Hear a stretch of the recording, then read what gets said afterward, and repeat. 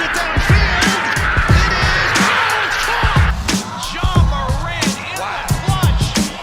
Oh my word. Oh my God. Deep to right field. Way up there and way down the sideline. Jefferson, another huge run. Jalen Red broke tackle, stayed on his feet.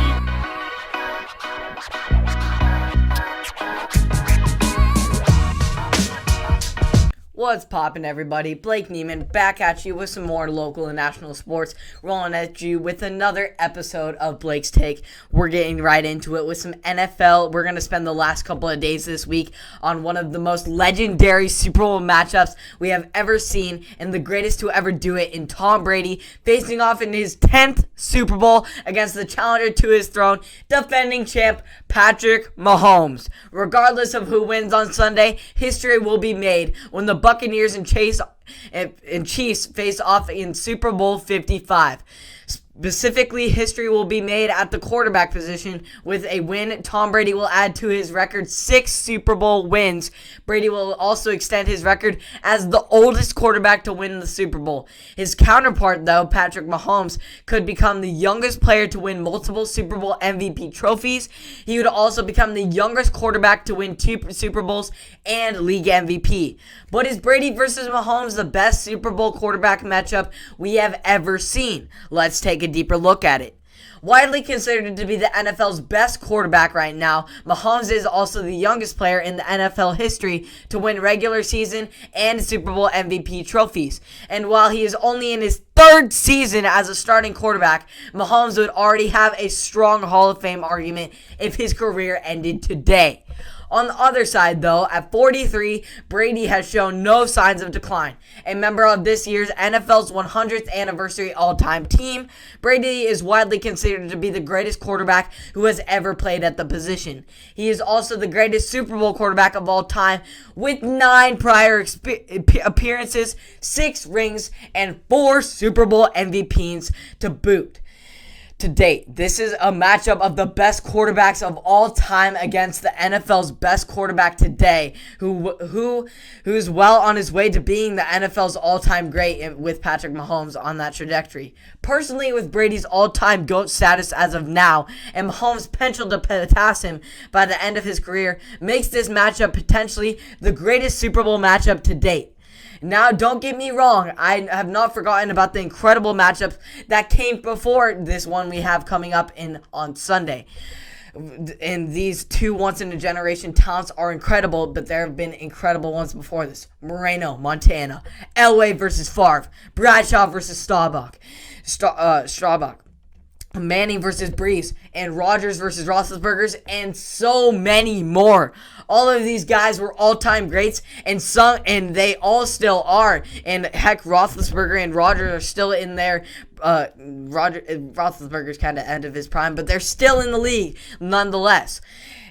But Brady and Mahomes are just well on their way into a different classification. Brady has already put himself there. And in my opinion, Mahomes has to win this Super Bowl in order to prove that this matchup was worth all the hype. If Mahomes does not win the Super Bowl, Brady will have 7 rings. 7. That is unheard of. No other player in NFL history, I don't think, in the next century at least, will ever win 7 rings.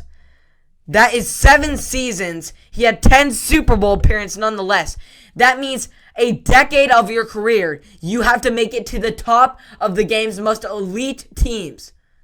So, as well as Patrick Mahomes will have lost to a 43-year-old quarterback with his first team this year, no disrespect intended to Tom Brady. So, he would have lost to a 43-year-old all-time GOAT player, but nonetheless, he is still 43, and Patrick Mahomes is the youngest, most incredible star we have ever seen in the league.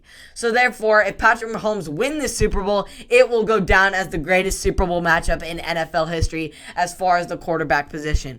So glad that we will get to see this Sunday. I can't wait to see Mahomes and Brady battle it out for the 3rd time they have ever done it. AFC Championship they lost, and then Mahomes and them faced off this year. Tyreek Hill had 203 yards.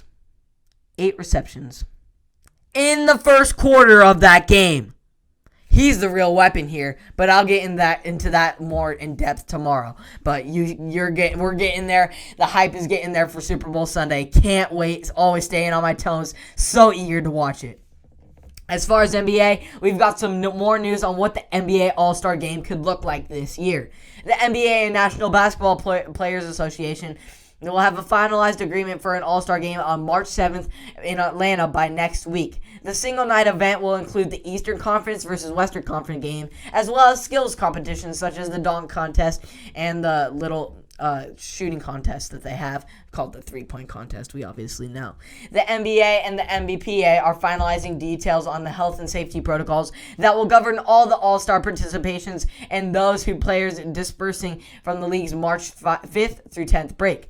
The memo said the All-Star game and skills competitions will be held at State Farm Arena, home of the Atlanta Hawks. The NBPA and the NBA have been working through the details of a scaled-down event that centers of transporting players in and out of Atlanta in a significantly shorter window of time than it would be normally for a typical All-Star weekend, where we normally have like a 3-day event starting on Friday going through Sunday.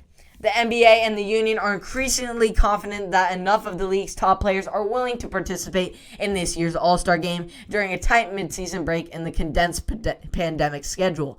Outside of the conference finals and NBA finals, the All-Star Game is traditionally a top fan engagement for the league. Another factor motivating the attempt to salvage this event this season is the raw financial impact of the game is not immediately clear.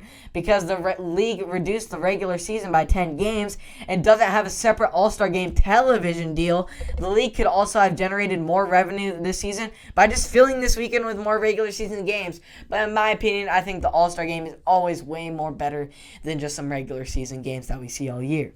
The NBA has made the All-Star Game mandatory for players in the past, but games during much of the pandemic, including the Orlando restart in 2020-21, have included opt-out clauses that believed to be part of the discussions that are going around the All-Star Game as well. The NBA had a mid-season break set for March 5th through 10th. Some teams will resume the season on March 11th. The NBA is expected to release its schedule for the second half of the season in the next 2 to 3 weeks. So it's looking like some mixed feelings for this year's All-Star Game, with many players are excited to have some break, burn off some energy and some of that stress from the pandemic, while some other players are even stressing even more about the COVID dangers that lie in Atlanta and not necessarily the greatest protocols. Not going to get into that, but some players such as LeBron James are skeptical about this, as well as De'Aaron Fox. They're just thinking it's a kind of a waste, especially when there's not such a huge television deal surrounded about it, and with not so many fans and all the celebrity hype around it that we saw in Chicago even just last year. I remember seeing all those TikTok girls dancing at halftime and all the rappers coming in and all the incredible All-Star action. Kawhi won MVP of the All-Star Game. Let's not forget that all happened just a year ago. I mean, I hope we will have an All-Star Game this year because it's always so fun to see the most elite talents on the world just ballot it out. So we shall see if we will get an All-Star Game or not at all, and what the players will act. And if we do get a game at all, what players will actually participate in the highly anticipated annual event for the NBA. As far as local sports, we have some good news for one team, but not so good news for another. Let's get straight to the good news, though, where the Beavs absolutely dominated against the Washington Huskies. The Beavs outscored the Huskies 91-71 with not one, not two, not three, not even four, but all five are starters, scoring in double figures. Let's go! Holy smokes! 5 starters. I can't believe it. We normally only get one with the Easton Thompson Jr., but the chemistry was immaculate last night for the Beavs. Holy smokes. What an incredible performance by the starters. Really stepping up last night, getting that chemistry down, getting all the ball movement. This is the best I've ever seen the Beavs perform this season. And Jordan Lucas hit 5 3-pointers and scored 19 points. Whereas Altisi had a double-double, and Oregon State never trailed once in this game. LTC had 15 points and 11 rebounds for the Beavers. Zach Reekley scored 17 points and a career-high 8 assists. And Ethan Thompson had 16 points and 7 assists as Oregon State had 25 assists on 32 baskets. You can see why these starters were getting involved with all the ball movement and incredible passes going on. Also, Roman Silva added 14 points on 6 of 7 shooting as the team went on 32 of 65 for its highest scoring game against a D1 opponent this season. Just a beautiful sight to see a team like Oregon State. Just incredible accomplishment for them last night after all they've been through. They are at the peak of their game, and they are not going anywhere. They are the underdog in this Pac-12 championship race, and I can't wait to see what more they're going to do. If they keep playing like this, they are going to be unstoppable. And I've said that in increments, but last night was a whole new level with the all-stars, with all the starters getting involved, getting in double figures. That is the best I've seen the starters and Oregon State's overall play this season. It was incredible to watch. As far as the bad news, the Ducks lost to the Washington State Cougars 74-71 in the close nail-biter victory. Isaac Vaughton scored 23 points, and Washington State made 6 of 8 free throws in the final 30 seconds to defeat Oregon 74-71 on Thursday night. The Cougars' first win in Eugene since 2009.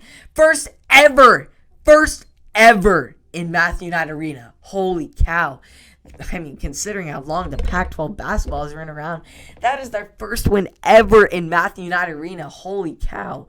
Noah Williams scored 14 points for Washington State, which made 18 of 24 free throws in the second half. Williams and Vaughton each made 3 of 4 in the last minute. Eugene Omorayu scored 21 points for the Ducks, who were playing just their second game since January 9th due to COVID-19 protocols. Leading scorer Chris Dewart and leading rebounder FJ Figueroa missed the last game and in the game suffered injuries. Oregon point guard Will Richardson played his first game with a heavily taped left thumb, injured this preseason. He was held to just 4 free throws below a 3-point attempt play with 26.7 seconds left, a layup with 18 seconds left, and a free throw with 3.6 seconds remaining, giving him 10 points in just a short span within a minute of the last game. It was pretty interesting to see. He also had 6 rebounds and 5 assists, but also had 5 turnovers. But not too bad with a guy with a broken thumb.